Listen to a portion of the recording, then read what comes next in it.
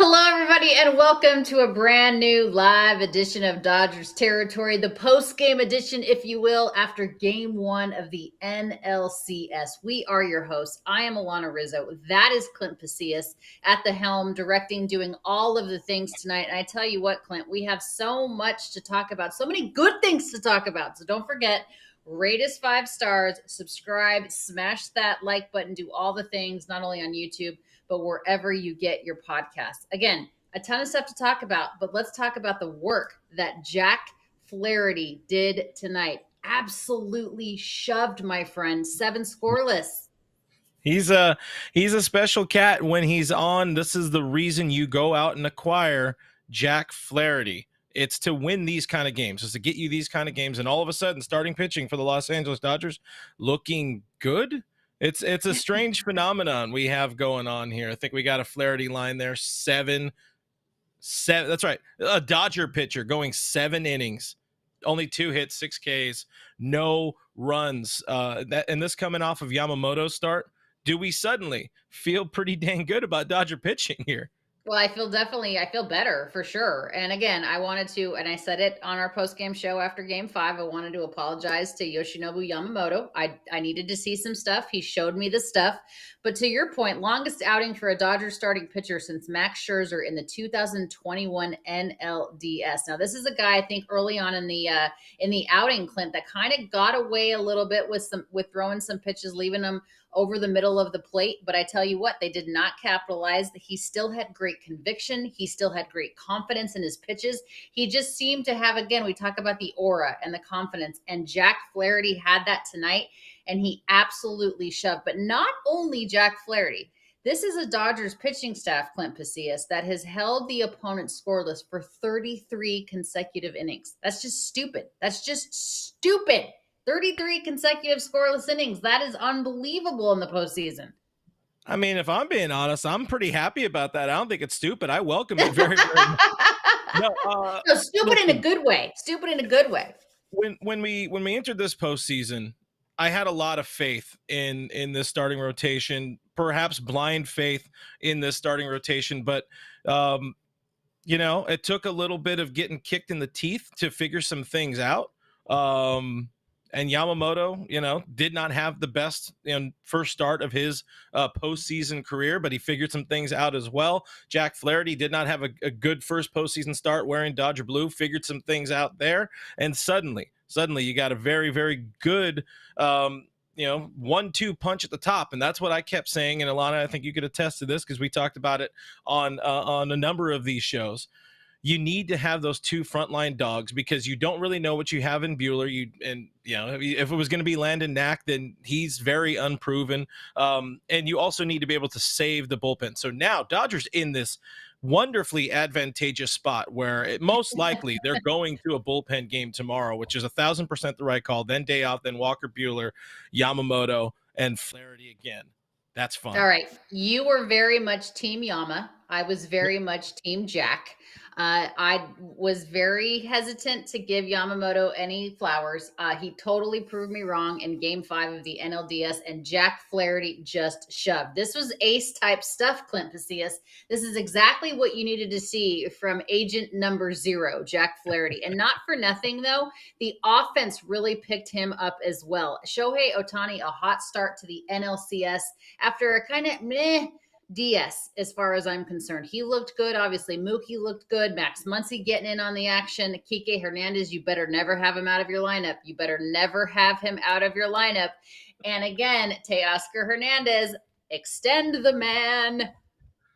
Teo doing things where this game started, though, was off the bat of Max Muncy, because you started getting a little bit of that fear in the bottom of the first inning. Dodgers load the bases. Maybe they're not going to score. And then it's like, oh, God, here we go again. They're not going to score. Mookie decides to hold up. Dino decides to hold up Mookie on that play to short center field.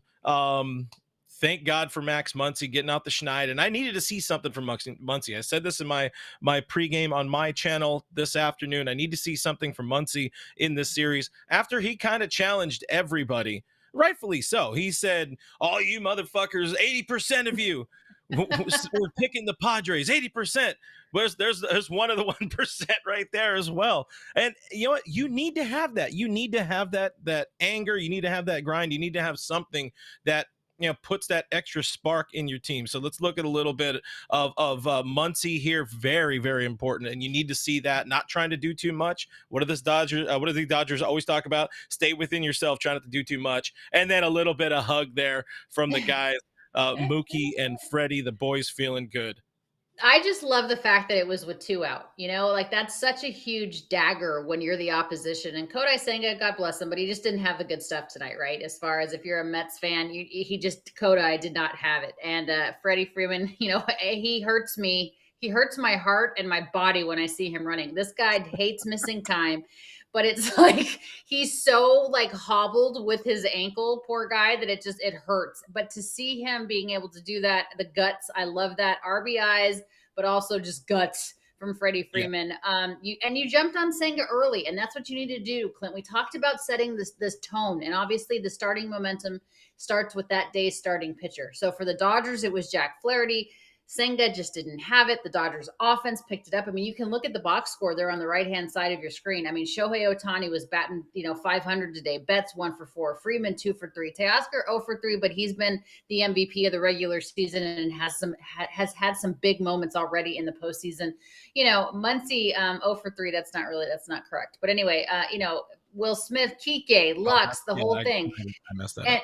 How dare you, Clint Pasillas? You're like you're shorting Max Muncy. He's already mad at me because I doubted this team and I said Padres in 5 games. But the point is, it was such a complete game. You know what I mean? You have your boy Jack Flaherty going 7 scoreless, and you have the offense picking him up. So it allows Jack to just to shove, right? To be aggressive, throw exactly, force him to hit what you're throwing. You can be aggressive. You can attack the hitters.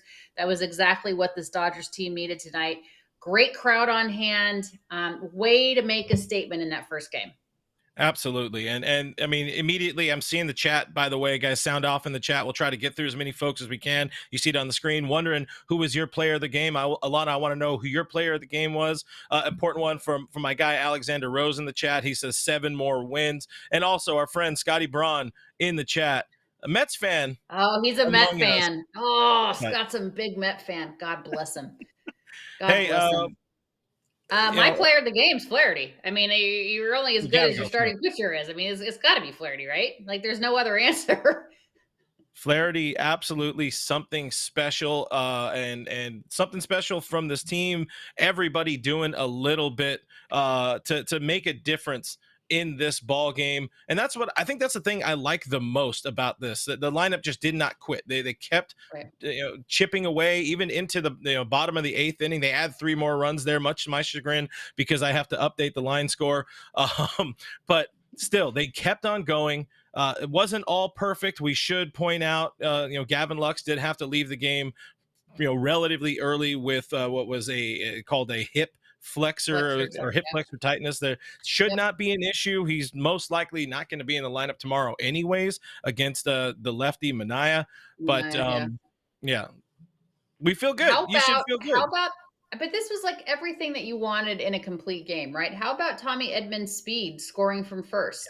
Again, that was Jack Flaherty was a right before the deadline acquisition. We didn't even have to see Michael Kopech tonight, but you have, Jack Flaherty, you have Tommy Edman, who obviously has the wheels, can play a variety of positions. This was just, and I'm not saying it's a laugher. I'm not trying to disparage the Mets at all. I think they're a very good team, and I don't think the Dodgers are going to win this thing in 4. I did say Dodgers in 5, but whatever. But I have to say, this was as close to a laugher that you can get in the postseason. Yeah. And man, the Dodgers needed this. They needed a game where they had control right at the beginning, and they didn't have to stress as much as they had to stress in the DS. Yeah, Laffer is the right word. Dominance is another word. You're getting Flaherty shoving, quick, working super quick there early in the game. I think he had, 4 no-hit innings to open the game. Mets didn't get their first base knock until the fifth there. Pitched around a little bit of damage as well. Jesse Winker forgot how to run a little bit. How to Great run the deep. bases. Yeah, great deke as well from Kike Hernandez.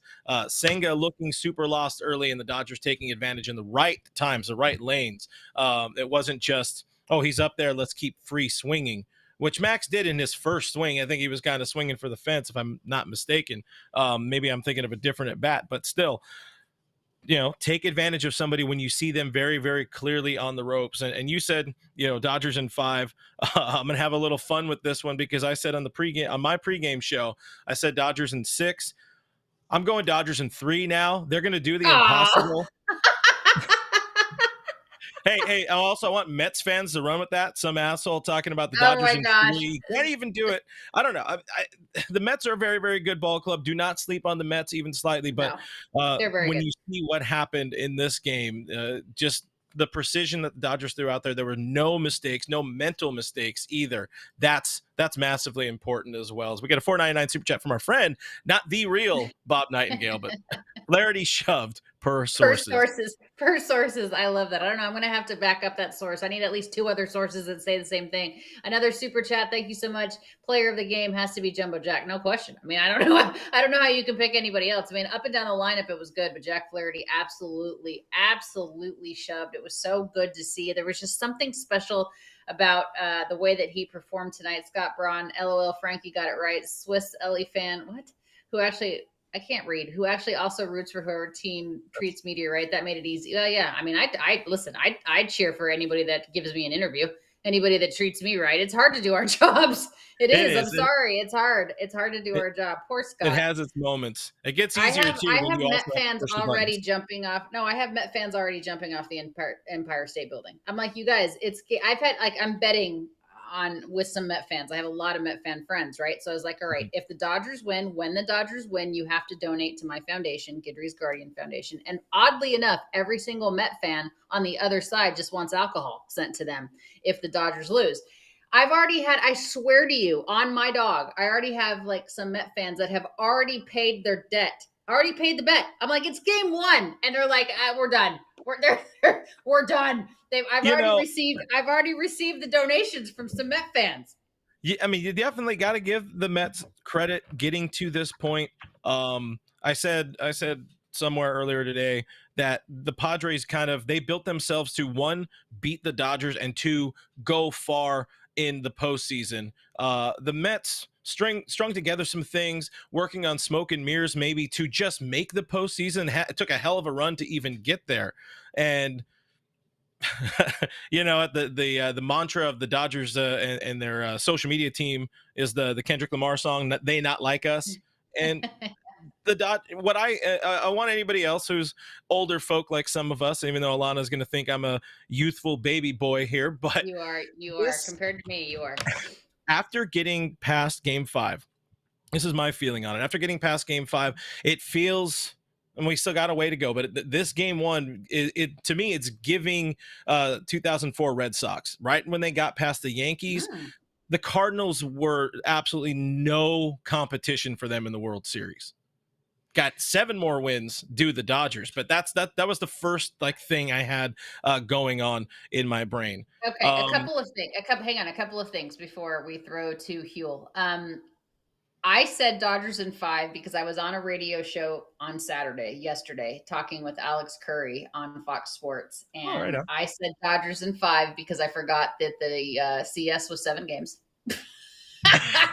So I said Dodgers in 5. And then I was like, oh, wait, it's 7 games. I'm still going Dodgers in 5. So I'm sticking with it on that point. Okay. So that's where Dodgers in 5 comes, but I truly believe that. And if you remember, Clint Pasillas, after game 5 of the DS, I said, since the Dodgers got out of that round, they're going to the World Series.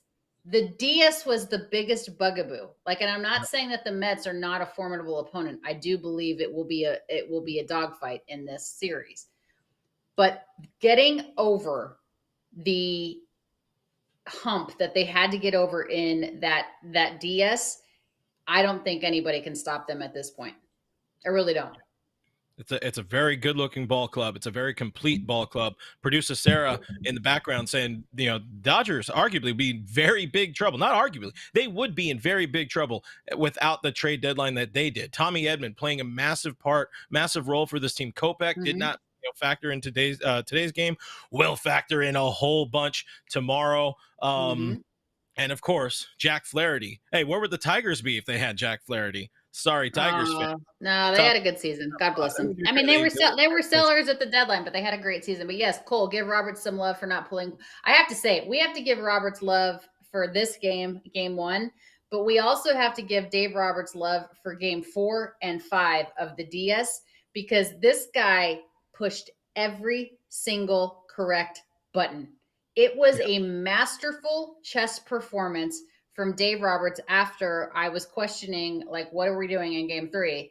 And boy, I am getting absolutely obliterated on social media. Everyone's like, you're not welcome at Dodger Stadium. You're a total traitor. You've been gone for too long. You're old. You're ugly. Put makeup on. I've heard it all. Dave Roberts has done an unbelievable job the last 3 games. So let's give Dave Roberts some flowers, okay? Listen, I'm just happy to know that you're getting my texts. That's the important thing. Boom, roasted. Hey, why don't we real quick let you stew on that, and we'll be back in a moment after a quick word from our friends, AJ Brzezinski, Mr. Eric Kratz, and of course, the Met fan. We get it. Mornings are nuts. No time for breakfast, but you need to get your day started right. What if a delicious, nutritious meal could be ready in seconds? Support for Foul Territory is brought to you by Huel, the world's #1 complete nutrition brand. With over 400 million meals sold worldwide, Huel is trusted by millions of people looking to fuel their days with convenient, complete nutrition.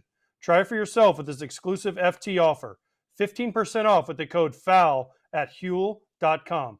You know we're all about saving time, but we get hangry, like a lot. I recently fell in love with the Huel Ultimate Super Greens Powder, which is a perfect blend of 91 vitamins, minerals, and whole food sourced ingredients. I also love their complete nutrition bars, and those hot and savory pouches are fire too. FT fam, give it a shot. Get 15% off with the code FOUL at HUEL.com. Unlock a healthier, easier way to eat with Huel. Nutritionally complete meals in minutes so you can focus on what really matters. What really matters is the Dodgers coming out. Sorry, I mean, no, you're fine. Listen, this is when I push the buttons.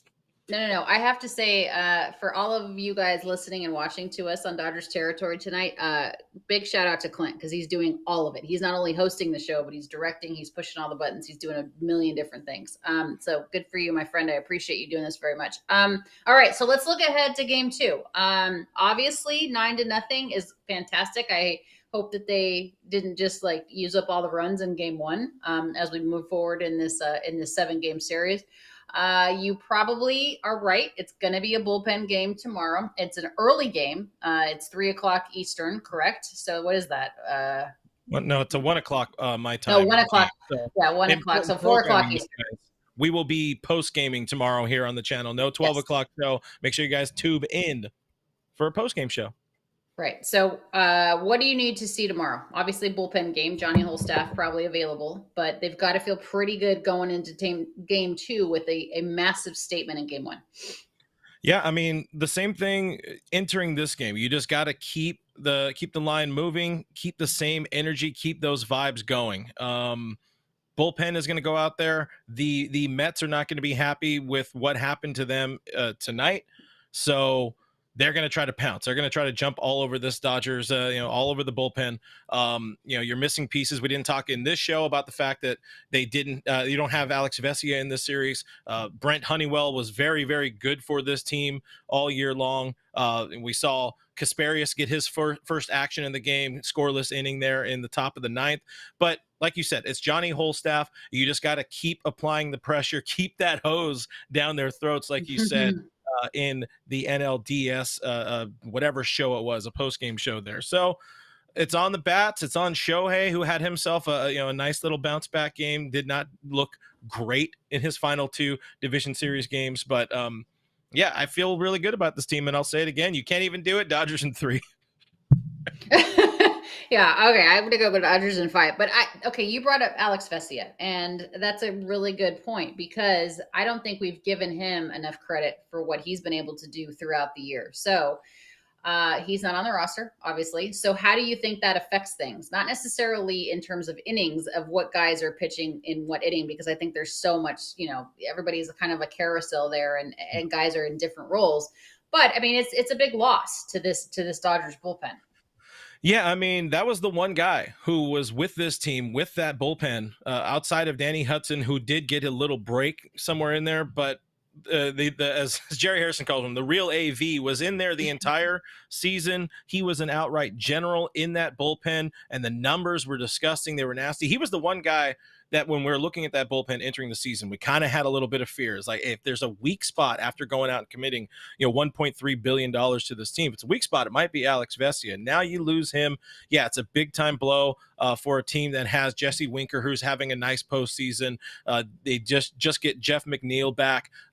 They have another lefty in there. And of course, Francisco Lindor bats from both sides. But the thing about Brent Honeywell, which is funny, is he's actually much more nasty against lefty pitching with that screwball, and you still have Anthony Bonda around. So it's a big blow. It's outright a big blow. But I think they can survive and they can manage. And as long as you're getting big starts like this in game 1 from Jack Flaherty, and the next starter you're going to see is Walker Buehler in game 3, who I think we're going to see the best of Walker Buehler in that game 3. Put it down, put it on record, people. You're going to be in a good spot. You're going to be a really, really good spot. I think Walker's. I agree with you 1,000%. I think Walker is going to shove Clint. I don't have anything negative to say about this game. I can't think of a better start, a better game 1 start. And I'm not just saying it's because it's 9-0. I think they just did everything the right way. I can't think of a better start to a CS than what the Dodgers displayed tonight. No, there's not a better start. You go out there, you third straight shutout, 9 runs on the board, not all in one inning. They kept scoring. There was small ball played. You saw, some bunts in there, didn't rely on the long ball. And that was one of the things exiting the NLDS. I had it on my notes. Like, if I'm trying to poke holes in this team, is they were extremely reliant, as they tend to be, reliant on the slug. In this series, in this game 1, they were just finding some grass, and that's all you got to do, especially in October, especially as it gets maybe a little bit cooler at Dodger Stadium. We don't have to worry about that tomorrow afternoon.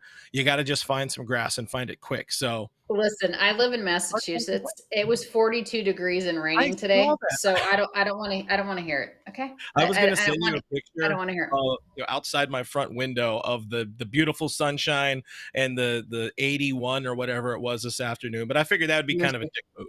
I miss Los Angeles so much for so many reasons, like living there. I have nothing to say other than, like maybe if Lux can lay down the bunt to the other side instead of going the baseline he went, go the other way. If that's the only thing that I'm trying to create drama. No, the only thing if that's the only thing I'm complaining about, really, this was a tremendous game 1 against a very good Met team. And now I wonder what the Mets are like. Oh boy, this is a much better team. Mike Lopez, 2024 is redemption year. Cat Williams called it. Everyone is going to get, oh boy. I don't know that that's what he was talking about, but okay. I probably should have read that before I read it out loud, but Mike, thanks for being part of the show. I'm the one who pushed the button. There's no rules here. And I pushed the button. I could push this one as well. Clint is the dude. Did you put this? Yeah. Did you actually type this out yourself? Did you send this to yourself? That's my guy, Victor. I know Victor. Okay. Can we talk about the 1 p.m. start? There's a 1 p.m. start, and then there's a 2 p.m. start on Friday in New York. I hate it. I hate it a lot. The thing is, though, no one's ever going to be happy. I live on the East Coast. It's 11:30 right now. I'm like, really? Can we start the games earlier? But the problem is, if you start it much earlier, then people in Los Angeles aren't even off of work yet. So there's no happiness. Think about the Guardians and the Tigers, that they were moved up from 8 p.m. to 1 p.m. And it's then you have to deal with the shadows at 4 o'clock.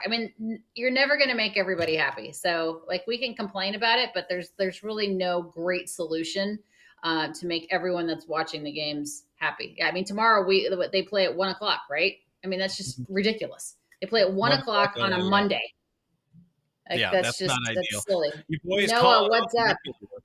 Let's go, Noah. Welcome. $1.99 super chat. Appreciate you, bud. Alana, You're welcome part to of the the Dodgers in 5. Dodgers Yeah, I Club, mean, I was man. there because I forgot the stupid championship series with 7 games, but I'm still going for it. I think the Mets will win 1 game, the Dodgers win 4. I'm still sticking with it. Don't they play at 1 p.m. on Sunday and a lot of Wednesdays and Thursdays? There's 2 games on certain days. Yeah. Yeah, I don't know. I'm pleased. I'm thrilled with this team. Good job, you guys. Good job, Jack Flaherty. Jack Flaherty doing what you got to do. Bullpen, you're up next. Then it's Walker. Then it's Yamamoto. And then it's Dodgers in 4. You rest up for them Yankees. Let's not get too far ahead. Let's hope everything is good with Gavin Lux. But yeah, just keep applying the pressure. I think that's the biggest thing you can say at this point before we sign off. It's just about applying the pressure. Could you do me a favor and change Muncie's line to 1 for 4 instead of 0 for 3?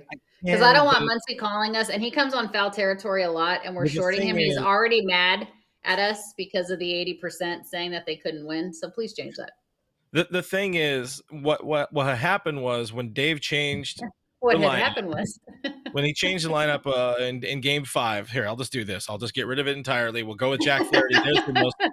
That's your biggest thing. He flipped the names, and that's about it. But I think we should get the F out of here, guys. Your Dodgers are very, very much victorious. 9-0, another shutout. Our pets' heads are staying on this offseason. 33 scoreless innings, Clint Pasillas. Let's go. Let's go. We are, as Clint mentioned, we do not have our regular show tomorrow at 3 p.m. Eastern, 12 p.m. Pacific. But we will have a post-game show right after Game 2, right here on Dodgers territory. Thank you so much for being with us. Like, subscribe, rate us 5 stars, and tube in. We will see you guys tomorrow. Thanks for being with us. Heck of a Game 1 performance, Dodgers. Good job. Bye.